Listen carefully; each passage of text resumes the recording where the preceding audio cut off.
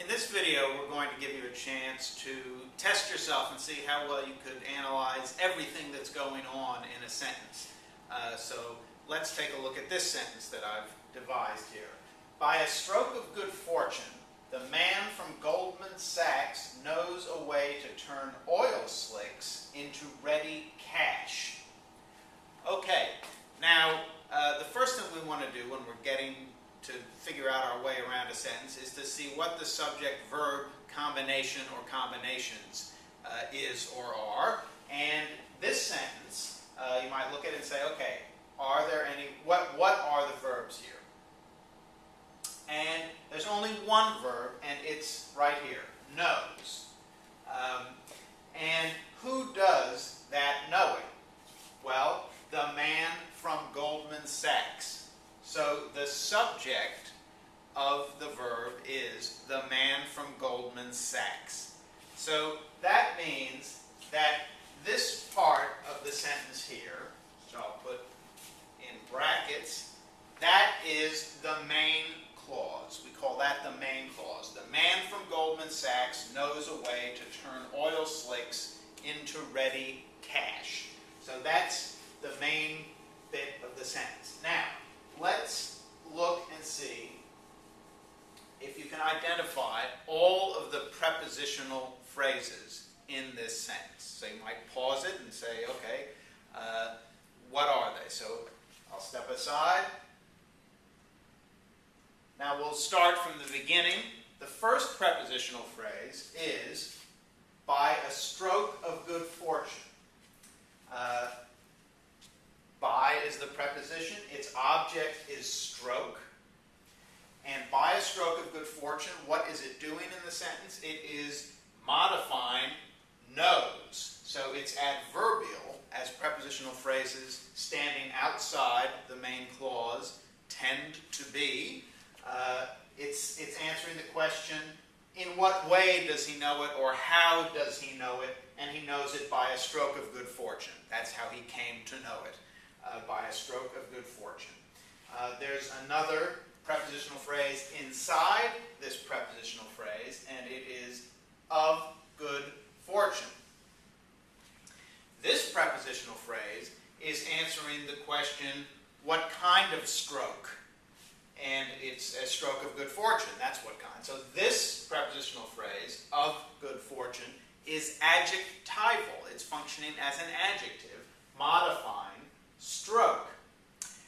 The next prepositional phrase is from Goldman Sachs, and that also is answering an adjective question, which man? The one from Goldman Sachs. That's which man. So that is, from is of course our preposition, and Goldman Sachs is our object.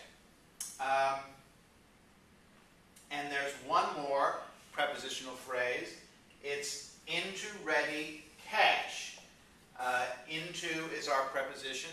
Cash is the object of the preposition. And what this is doing is also something adverbial. It's not modifying this noun, slicks. It's not saying which slicks, the ones into ready cash, that's which slick. No, it's modifying the infinitive here, to turn.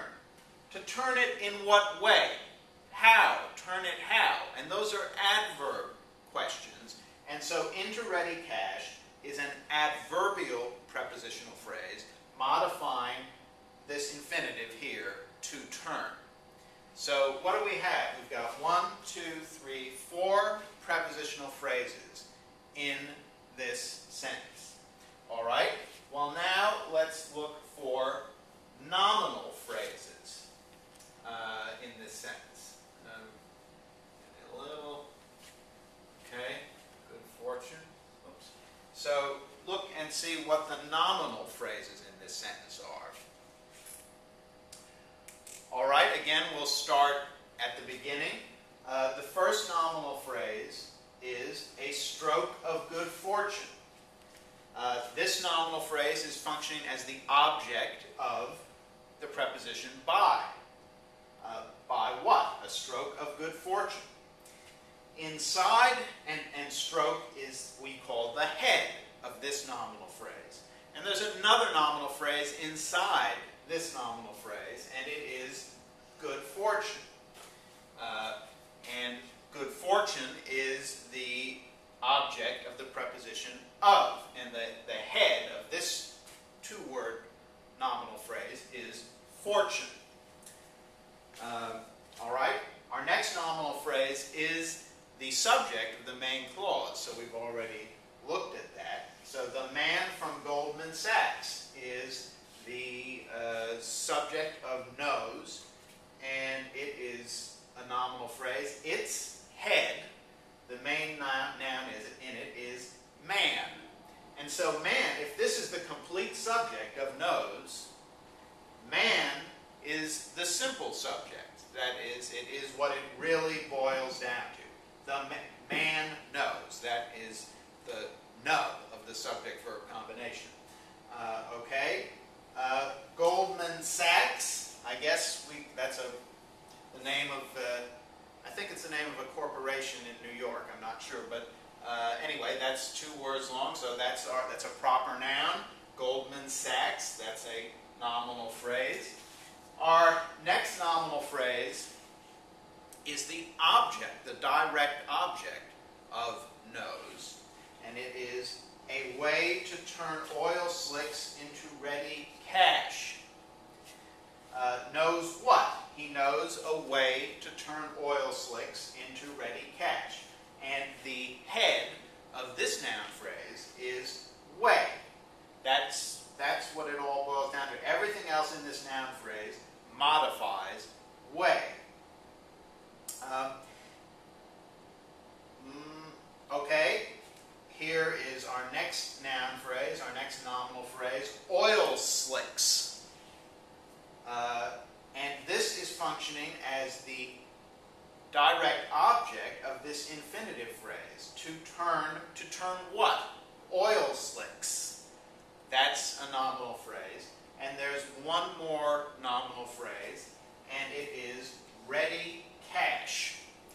And ready cash is functioning as the object of the preposition into, and the head of ready cash, the head of that nominal phrase, is cash. I should say the head of this nominal phrase, oil slicks, is slicks.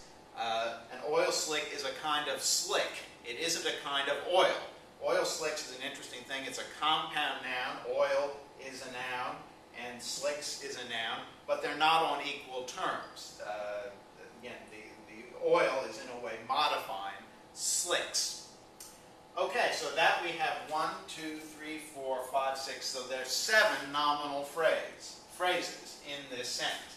Now there's only one other kind of phrase that is in this sentence that we haven't identified yet, and it's, if you're testing yourself, there's only one other phrase we haven't talked about.